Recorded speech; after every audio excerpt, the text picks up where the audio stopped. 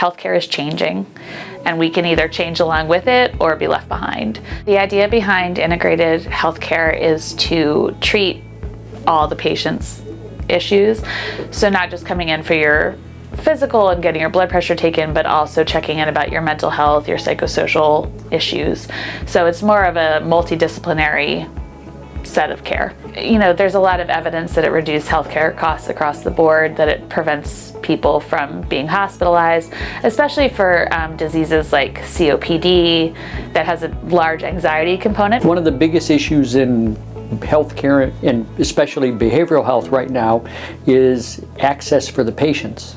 It's very difficult to get people to get adequate mental health treatment because of access. By bringing a behavioral health person into the office, it really lowers those barriers. You get the patient right at the time when you're having the discussion of what is their issue. Anxiety, depression. In this day where we're having rising co-pays and deductibles and things like that, that they can sit down and talk with Elizabeth, and it's a free service. A lot of these patients have been coming here for 30 years. And so if their doctor says, you know, you really need to talk to somebody else, like a therapist or a social worker, they believe that. It's much easier to be introduced by someone that the patient trusts to someone who works closely with their doctor.